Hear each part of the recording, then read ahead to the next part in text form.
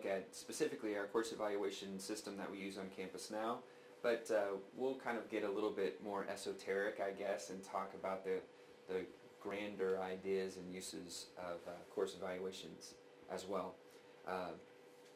Any time throughout the session, if you have questions, please stop me, and we can make room for digressions and rabbit trails, and maybe even some rabbit holes, or just go where the conversation takes us with that. So even as before I start, what kinds of questions did you come here in mind with? What specific things were you hoping to take away from this time together?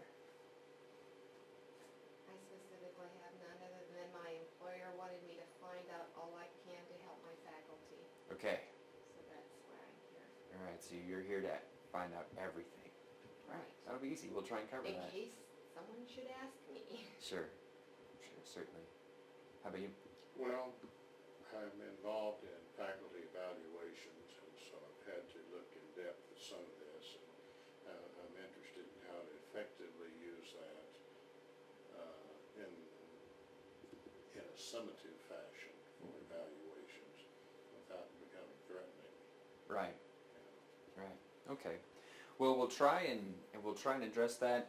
The handouts and what's on the screen is primarily going to be geared towards kind of walking through how the online system works, more specifically, because so you'll walk away with kind of a handout or a tutorial you can use here. I'll also post all the material online, so for faculty in particular, I can't find how to run my evaluations, those kinds of things. That's pretty much what the handout is going to be, and then the conversation I wanted to just kind of have it be more of kind of a back and forth. Well, this is how we use it, this is how we have used it, those kinds of things. So that's why I printed out the questions that are on the current instrument as well.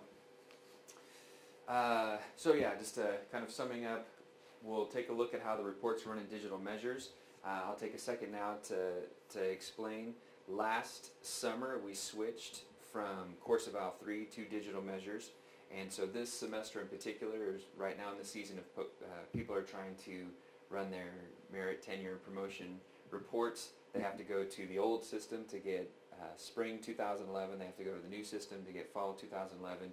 Next semester it won't be like that. Everything will stay in digital measures. Also, that being said, there's some wrinkles in digital measures that we're still working with the company on trying to get sorted out. And even looking for input and feedback on custom reports, and say, well, this basic report, the one that I'll show you today, is great, but what we would really like is a report that does X, Y, and Z, and that's fine. Pass those on to me, and I'll send them on to digital measures through our work request, and then we start some back and forth on how to put those together. And we can even go maybe a little bit more in detail on that in this time, talking about, well, the shortcomings of this particular report and ways that it could be improved in particular. The way I have it laid out in the handout was to go kind of straight into the running the reports, but I kind of wanted to flip it today and have more of a discussion and start with what you had mentioned, Dr. Parker, on are we making good use of the information that we collect? And I don't really have a bulleted set of ideas of where to go with this, but just a kind of a brief conversation about that, and we'll kind of come back to this as well. So I know you and I have talked individually, and so I could probably answer for you, but are we making good use of the information that we collect? What do you think? Well, I'm not sure the answer to that. What I am doing is, in evaluating faculty, looking at portions of this, and specifically questions 4 through 14. Okay. I'm trying to say, can I get the average value for each question for each class? Because we treat each class as equal. So as student, we don't pull them all together in one huge class. Since workload is defined in terms of 4 courses a semester, a course regardless of the number of students counts the same. Right. And so we're looking at average per class, and that kind of thing. So individual questions can provide insight as to maybe a particular area that a faculty member might be weak on. Okay. And in some cases, individual questions, especially for internet classes, are completely inappropriate. They're just not applicable. They don't work. And I mean, specifically, my instructor encourages communication, cooperation among students. Well, if we have an asynchronous course, we don't even want them communicating because they can give away the responses that they're individually responsible for. So there's some course design elements that make certain questions irrelevant, Yeah. depending on how the course was designed. Digital measures, at least the one I just used, is every response for every student.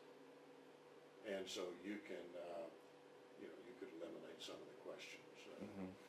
Just tedious to do that. Right, and right now I have just kind of the snapshot in the handout of the basic method of pulling the information out, but we could actually go into digital measures in this session and kind of look at, well, how do I pull out a report that just gives me the certain questions that I want to see? And you could build a report that eliminates questions that might be irrelevant at certain points. One of the things that I also mentioned that I'll repeat is I'm also looking for feedback on ways that we can customize the reports that Digital Measures gives us. They have a work request process that we could then say, this is great, but I'd like to see this, and then we send that to them. One example of that is the English department has been running a report manually where they break their courses down by content area, so all of their Comp 1, all of their Comp 2 courses, and she's created a custom report, but she's been tabulating it all manually. And I took that report and sent it to the folks at Digital Measures, and they said, well, we'll work on it. We'll see what we can do. And so those kinds of ideas, also looking for feedback on as well. So the question we're asking right now is, are we making good use of the information we collect now? And so kind of the answer has been, well, it depends on how we're trying to look at the data and do it. And I had a question for you. So you're saying that you use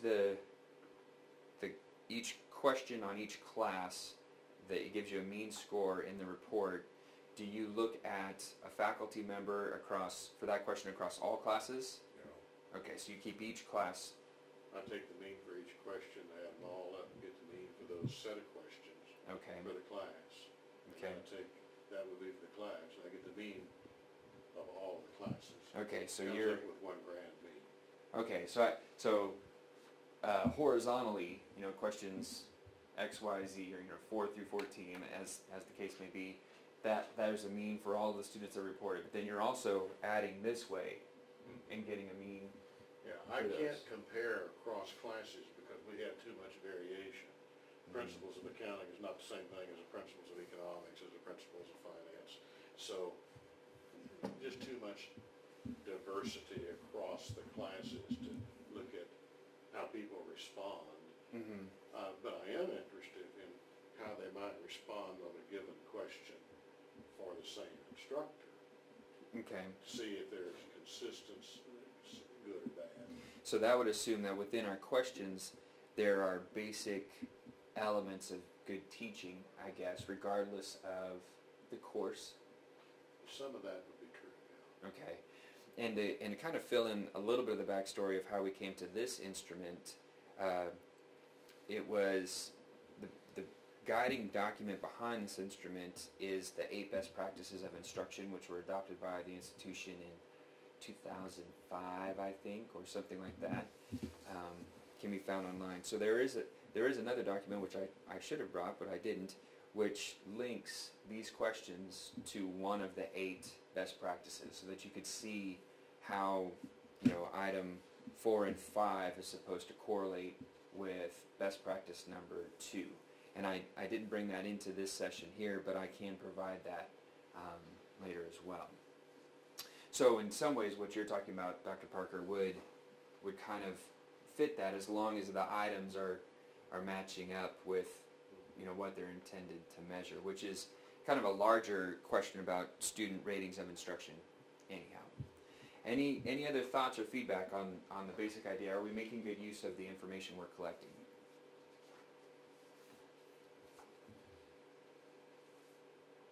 Okay. All right, so let's just take a little bit of a more detailed look at how do we actually get the system to give us the information that we want. Generally speaking, this is where we're keeping all of the course evaluation information, the fhsu.edu/makeitbetter. This site is designed to help faculty give them some resources on how to encourage participation in the online student ratings. It's designed as a promotional site for students as well, to help students go. So the way students access the online evaluations is through Tiger Tracks, and they'll log in, and in that academic column there inside Tiger Tracks, there's a link that says end of semester evaluations. And so by going to the Make It Better site, there's a link here that says click here now. Last semester we had a giveaway. An iPad and 2 iPods were given away to students who participated in the process, and that'll be repeated again this semester. There's also a departmental contest where the department that has the highest percent response rate, the provost awards some OOE money to that department.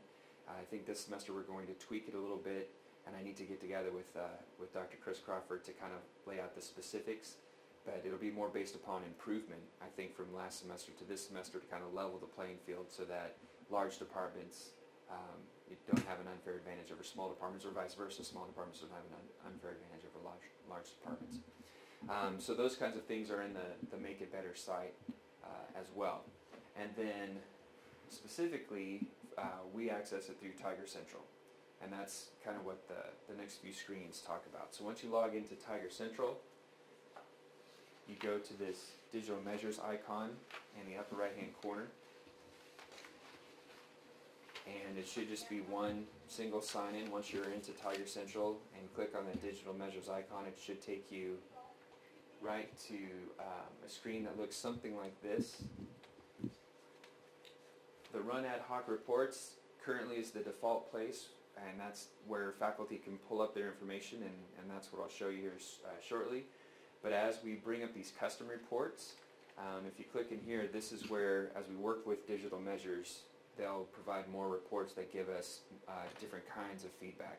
For example, especially for department chairs or administrators, if you run an ad hoc report and you pull a report for all courses, the default report does not give you the name of the faculty that is assigned to that course, unless you specifically filter on a particular faculty member. So by default, there's no faculty information attached to that.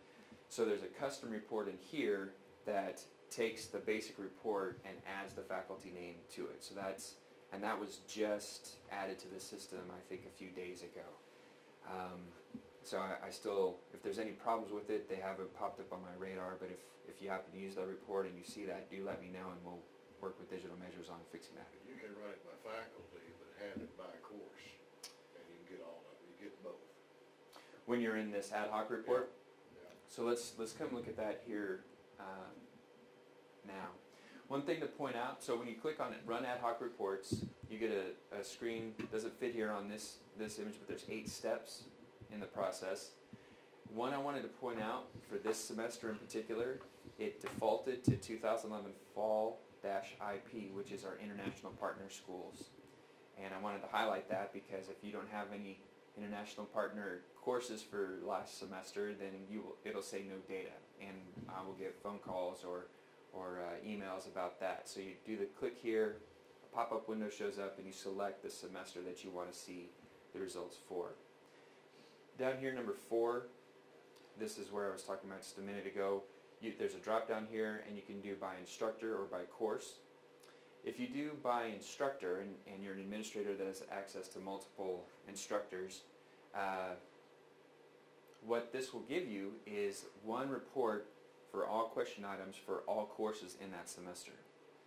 So instead, but what it does not do is tell you which course those answers are for. So you would just see, for all students that responded to question number 4 for all courses that semester, you would get a mean score for question item number 4 for fall 2011. So when you toggle this switch here, so it was kind of it was an either or instead of a both and, because if you do by course, it tells you the course but not the instructor. If you do by instructor, it doesn't tell you the course that's associated with.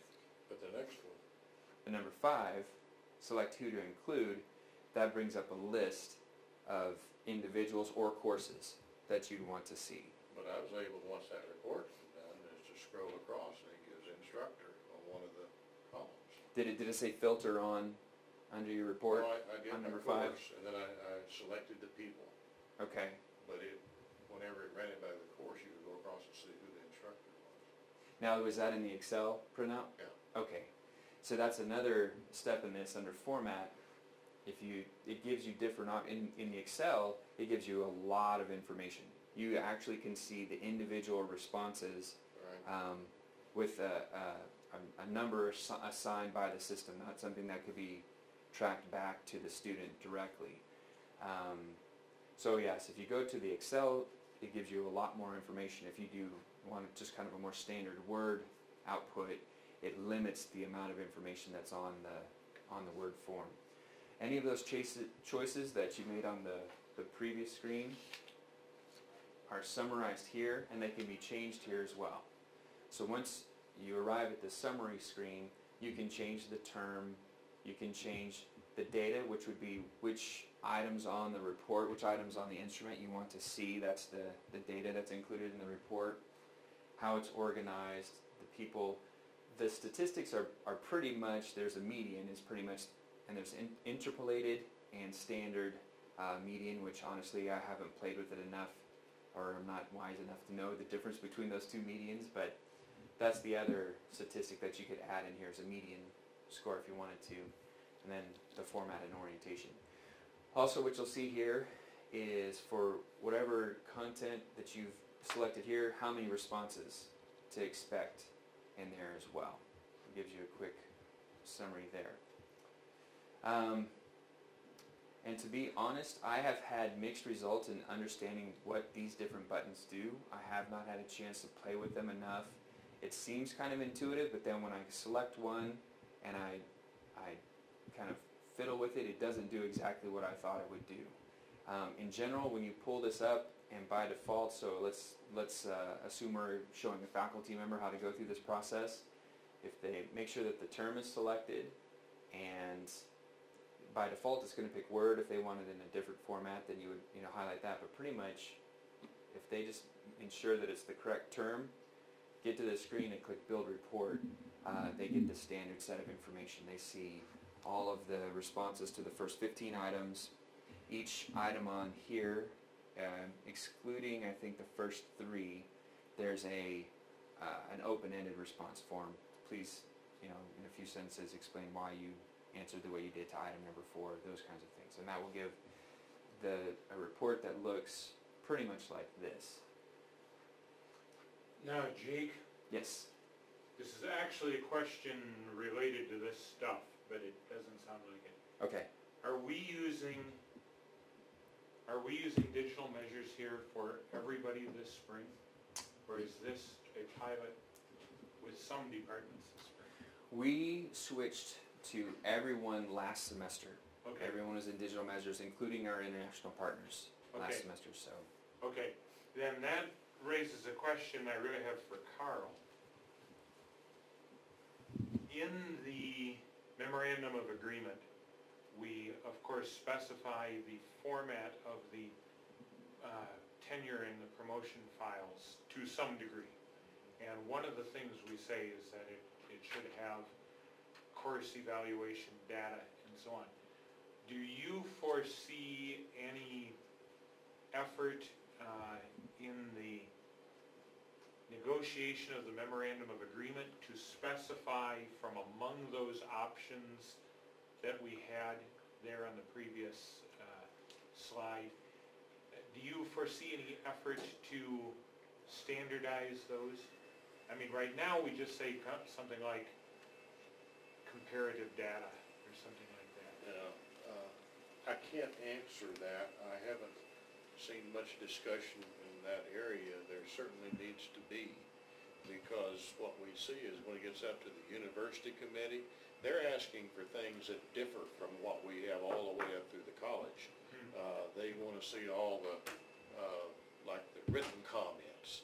And another one, which I think you and I are the only ones there, that was dealing with faculty evaluation, said you're never supposed to use written comments in summative evaluations.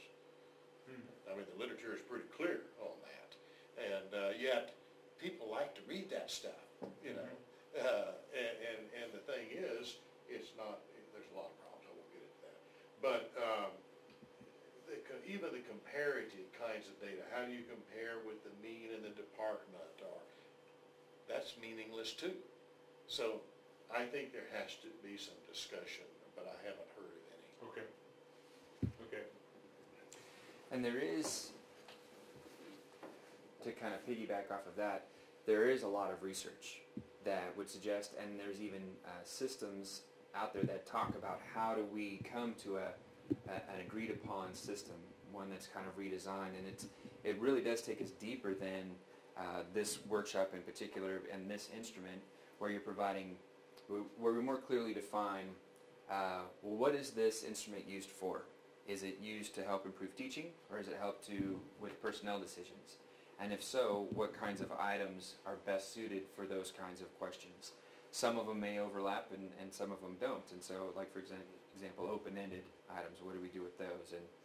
And then we have policy in place to implement peer instruction or peer evaluation and self-evaluation. We kind of have the blueprint laid out, but we haven't really implemented and put into practice other sources of information that would go along with this information, and just make it, and then weighting and coming up with a system that says this is worth this much, this is worth this much, and even kind of having a larger discussion across campus on how to do that. Now, having one standard system and having everything being placed in one spot, I think helps move us a step closer to where it's a more level playing field.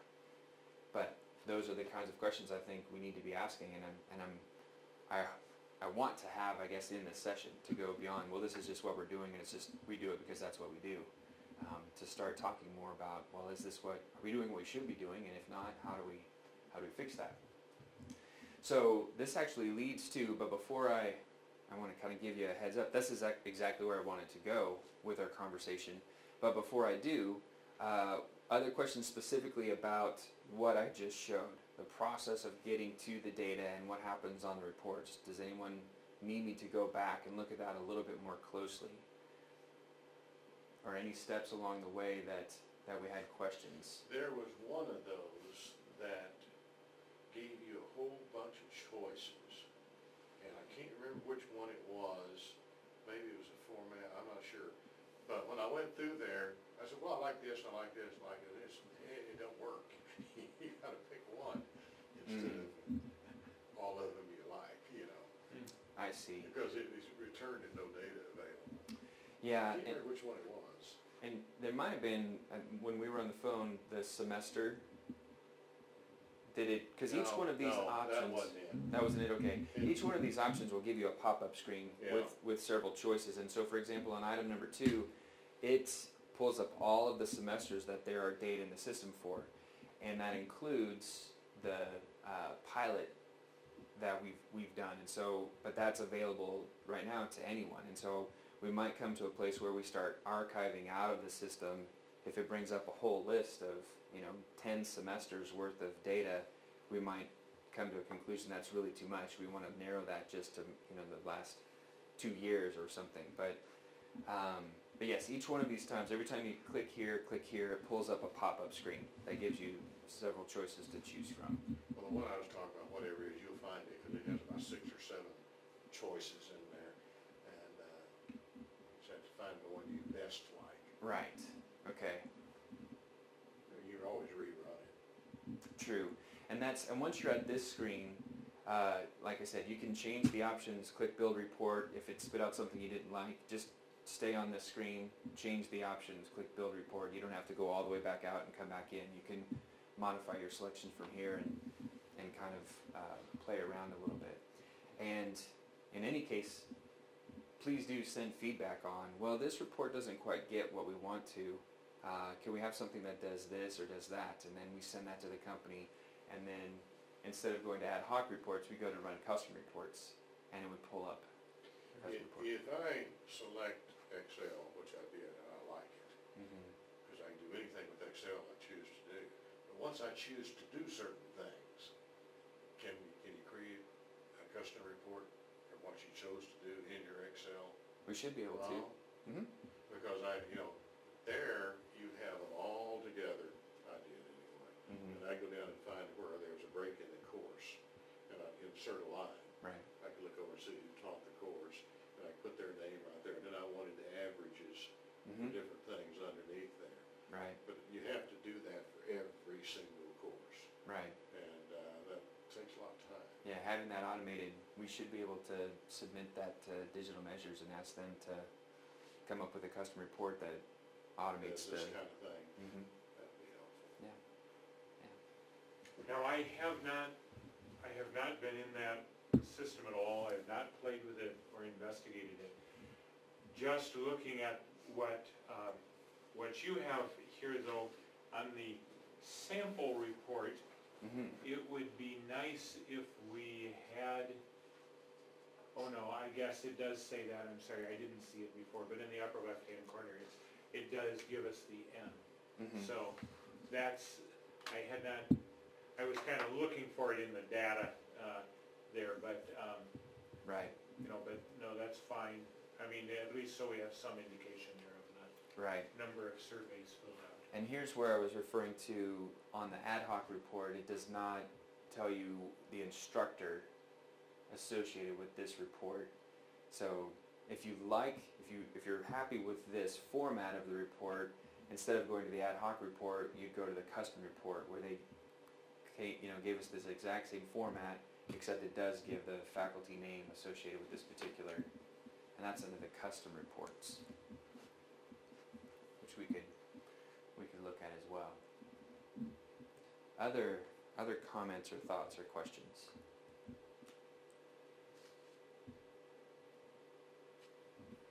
So we've had a little bit already of a discussion of how do you use the results for your ratings, and I'm curious, I'm interested to find out more. I know that we're already using them for merit and tenure and promotion, but as a faculty member or a faculty that you work with, I'm interested to hear feedback on how these influence what happens in the classroom, and if so, to what extent. Well, one of the things, I see you're moving from the summative measure to the more formative Right. model, which there may be better uses for that, quite honestly.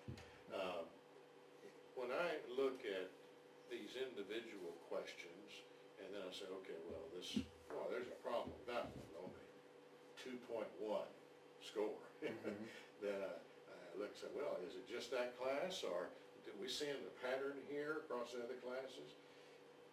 Then when you make your annual statement of responsibilities, it becomes something that you further investigate. You can talk about that and to that instructor and say, well, now, how might you deal with this? What's an effective way of dealing with it? I noticed that, I'll just use her name, everybody, Emily, doesn't have any problem at all with any of those questions, but she didn't have any problem with that.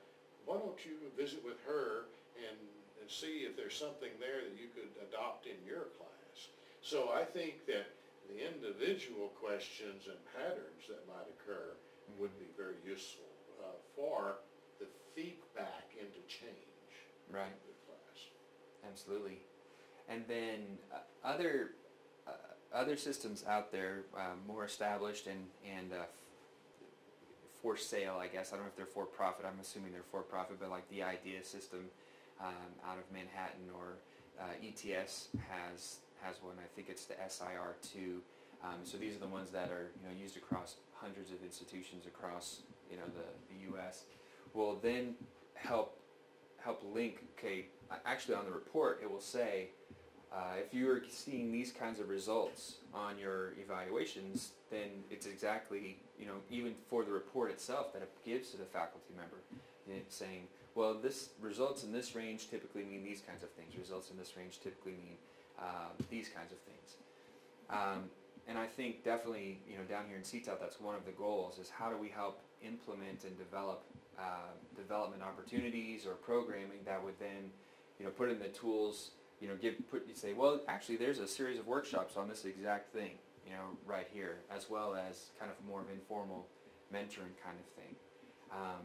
Absolutely. What other sort of ways that you seeing the student evaluations being used?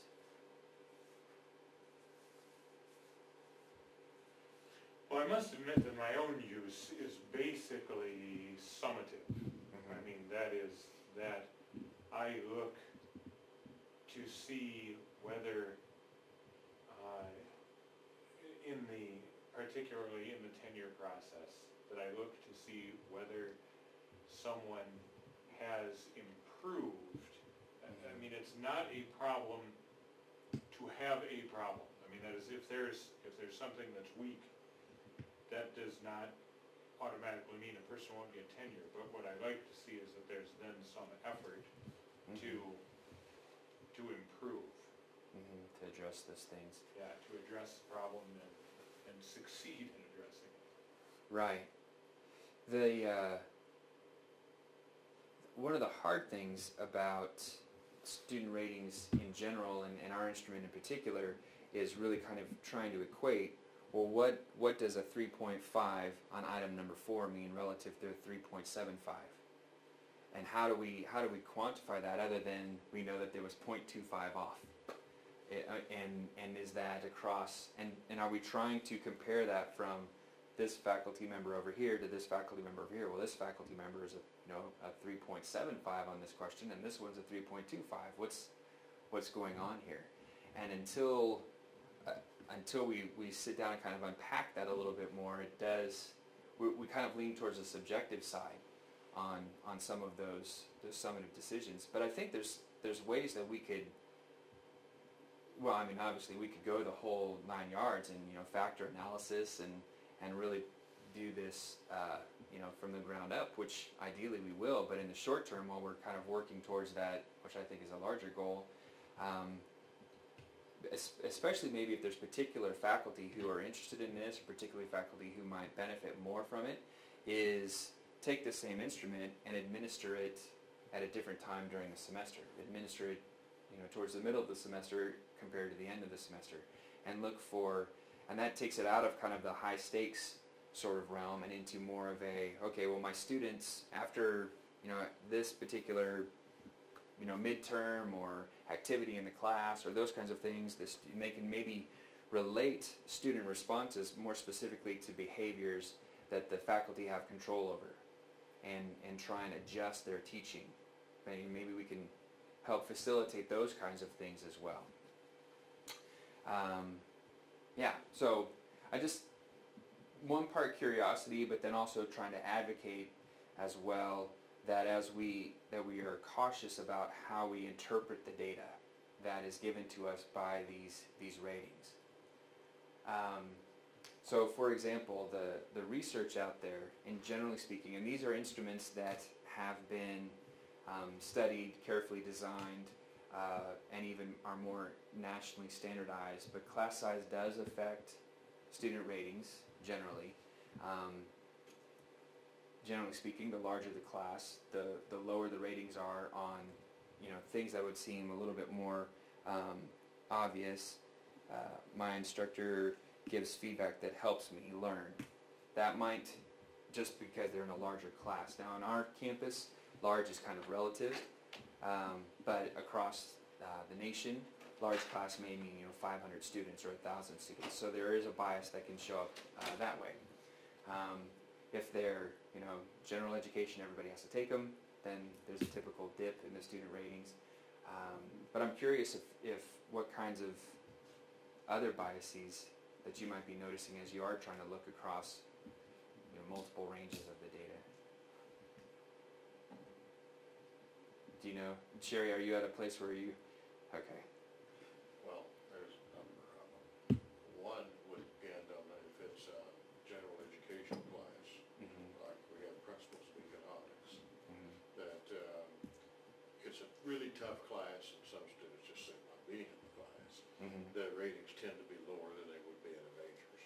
Right. There's no question about it. It's always been true, regardless of the instrument.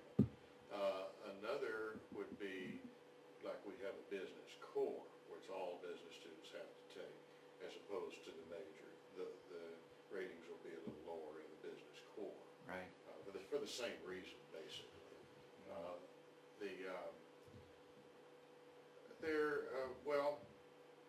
Grades makes a difference.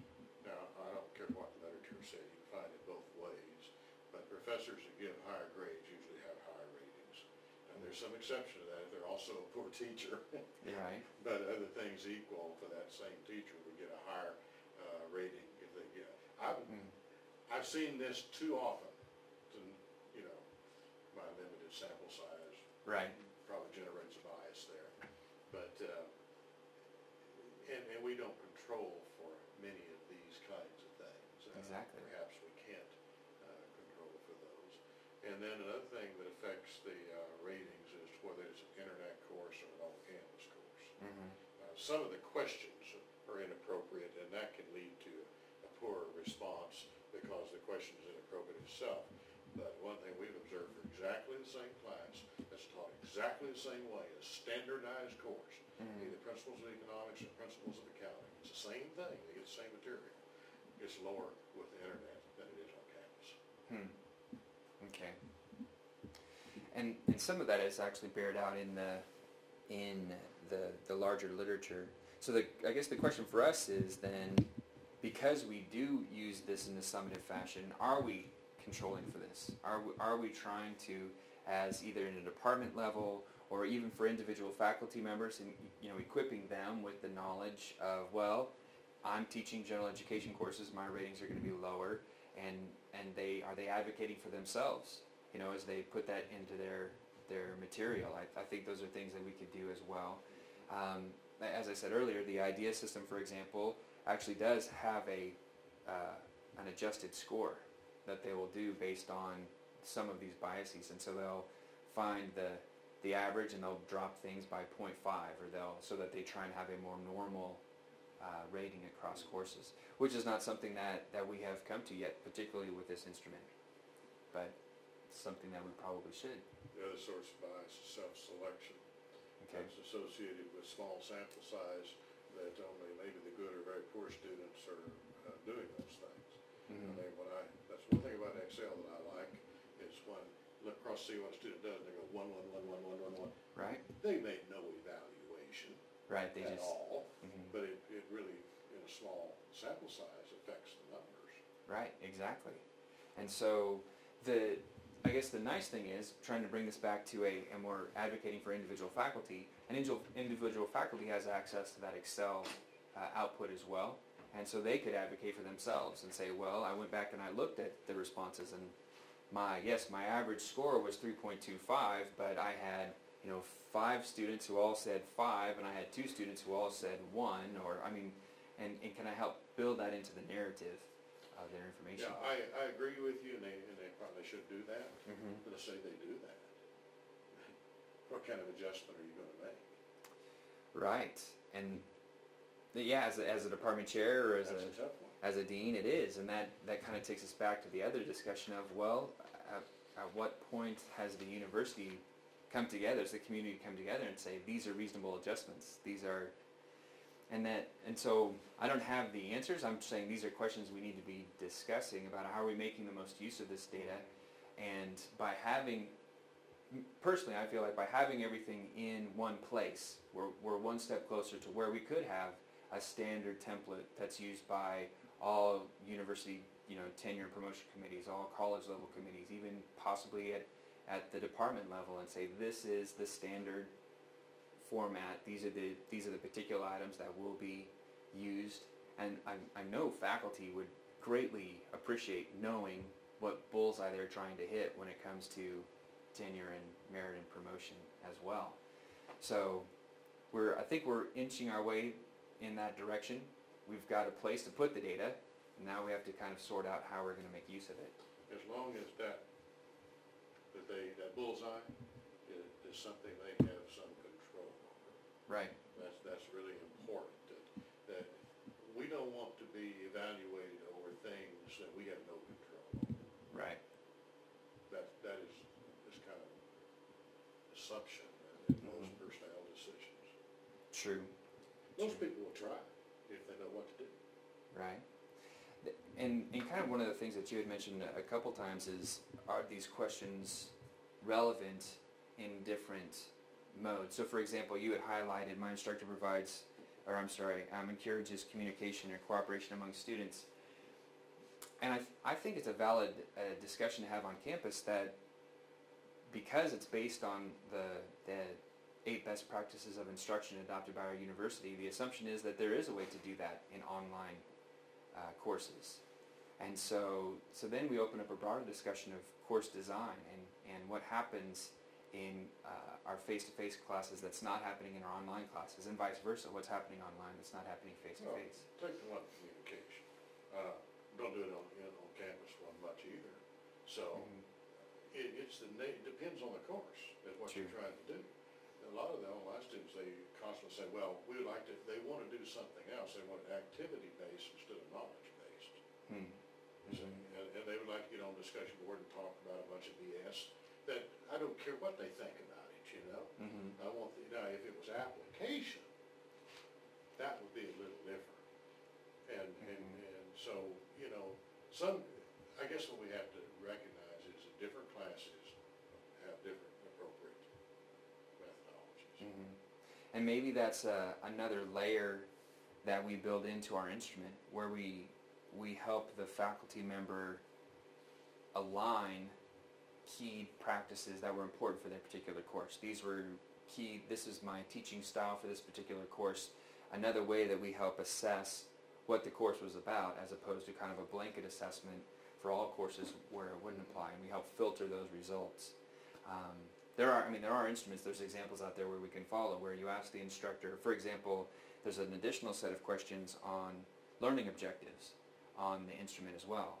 And so you ask the students what kinds of teaching behaviors they saw, you ask the students what kinds of gains they made on learning objectives, and then you ask the faculty members which learning objectives were key to their course and which teaching methods were key to their course. And so there's another set of data that we could add to this that would really help, I think, refine what we're trying to get at and help pinpoint best uses for the information that we have. So really, we've kind of touched on this in a couple different ways, but what we have a system. We're putting it all online. We're trying to standardize when it happens. Which, by the way, administration right now of this particular form happens the 2 weeks prior to the start of finals week.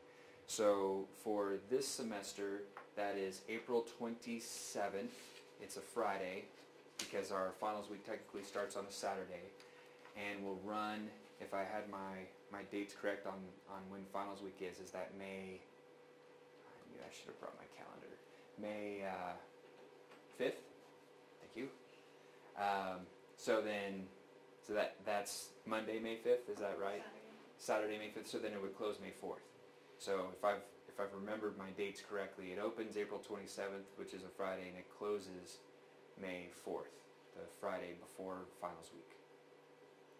And that's another standard implementation. There's 2 weeks to respond in that window as well. Then the survey goes dark. Basically, there's no access by the student or the instructor an entire part of finals week. And then about 2 days after grades have been recorded, the results are made available. So I smile, because here we are. So this last semester's results have been available since the middle of December, but now is the time when everybody's trying to look at them and find out the information. So, but we have a great deal of time there to actually access the results and process and think about them as well. So any other thoughts? Where to from here, or specific questions that maybe we haven't talked about yet that we could talk about more? Well, this is just a comment, but I think that what we will do in arts and sciences is I will work with a couple of people over the summer, and we will specify what report we want in the tenure files. And so we may be coming back to you Certainly. For a custom report. Mm-hmm. I mean, maybe there's already one there, that suits our needs just fine. But I think that what we want to do is go back to the MOA and the possibilities this creates, and specify a common format, a common set of material that would be in the ones we expect in the tenure files. Great. There is Raul Ariola and I think it's Larry Alamoni have a handbook on developing a comprehensive faculty evaluation system that spends a great deal of time talking about how to develop a student rating instrument, how to make use of a student rating instrument, but then also those peer evaluation, self-evaluation as well. And there's several copies of that book floating around. Several years ago, Carol Patrick headed up a group from the Faculty Senate. That was one of the key texts that they used for pulling their findings from. So that's another additional. So definitely, if there's a custom report, I think that's pretty straightforward. And if there's further steps beyond that you want to go, we have pieces in place. It's just a matter of putting them into practice, I think. Where else from here? Other thoughts or ideas, or just kind of open the floor? The data is as good as the representative sample. Mm-hmm. Okay, and a representative sample requires a certain percent response. Mm-hmm. And I understand that these efforts going on. Sure. But I didn't see very good response rates in a lot of classes. Right. And from my perspective, that's where the old written one that you hand out in class was better. Sure. I could get a much, much higher response rate. Mm-hmm. It's just unfortunate that it didn't readily integrate it into a digital form, Mm-hmm. and input it. Otherwise, my comment to faculty is reserve the lab and take your class down and have them all do it down in the lab. Mm-hmm. Because we've got to get those response rates up if we're going to use this for summative. Yeah, our overall response rate last semester, this is all administrations, online, on campus, it was 12,000 some potential surveys, was at 40% this last, am I saying that right? That seems high. I'd have to double check that, but it was, I think that's right, I think it was 40%, which for statistical purposes is very decent. Now that was overall across all. Now there were several sections and courses that had 0 responses, and these were large classes. 30 students. No one responded. Having it centralized, we're sending one message to all students. This is the URL. This is where you go. This is where it happens. And so hopefully, if instructor A goes above and beyond communicating this is important, which by the way, that is research has shown the key way to have students respond is for faculty to make clear to students that it's important, that it actually makes a difference in the class. If faculty are good at communicating that with students, then students respond. But on top of that, we're trying to you win a chance on an iPod. We're trying find ways to get the message out as well. So the nice thing is if it's not on a faculty member's radar or an adjunct instructor's radar for multiple different reasons, hopefully those students, as they overlap in other classes, they see the same set of classes. It's not just that one class that they would have to respond to. So I'm hoping over time, and there are institutions out there, that have 70-80% online course evaluation response rates. Another thing that they implement potentially is the timing of release of grades. So if you complete all of your course evaluations, then you get immediate access to your grades at the end of the semester. If you don't complete your evaluations, you have to wait a certain amount of time, and then you have access to your grades. So there's other things that we might be able to implement to help that as well. So I'm hoping that over time, as we keep kind of working towards that goal, we do get that number up as well. Other thoughts or questions or?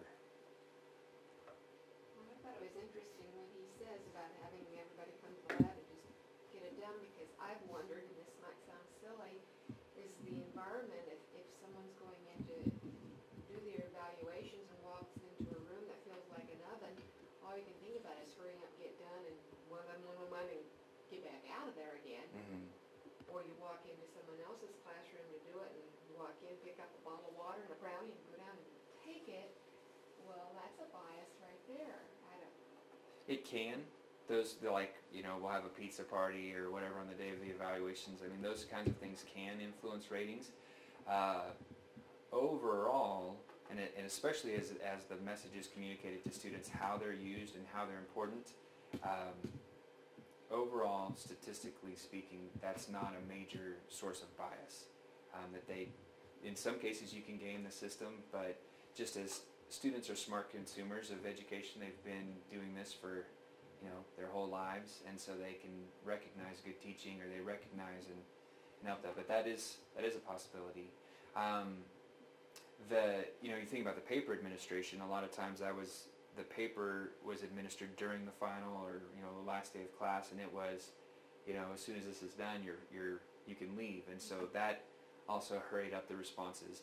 Now the individual, the Likert scores, students would probably respond to that, but now we get a more richer set of written responses for faculty, because students have more time, or they take more time, and honestly probably can type faster than they could write anyway, and so they spend a little bit more time responding to individual questions as well. So it's kind of a trade-off. I still hear from students the fear that, they're going to know what I wrote, so I'm not going to do it, or of course I'm going to write good stuff. And I still hear that from work-studying different students. Yeah. And when you try to assure them, well, that's not going to happen, they still aren't going to do it. Yeah. And that might be a few, I don't know. Right. But I hear it. Well, and that's a question of how do we communicate better that there's no way. It's a third-party company that's housing the data. There's no, even as a system administrator, the only way to really identify who said what on the evaluations is for students to reveal that in their written comments. I sat in the front row all semester, and this is what I smelled, or this is what I saw. Excuse me. So, yeah. Yeah, so it's not, obviously we've got some room to grow in that. Any other thoughts or questions? Well, I appreciate your time. I appreciate your feedback.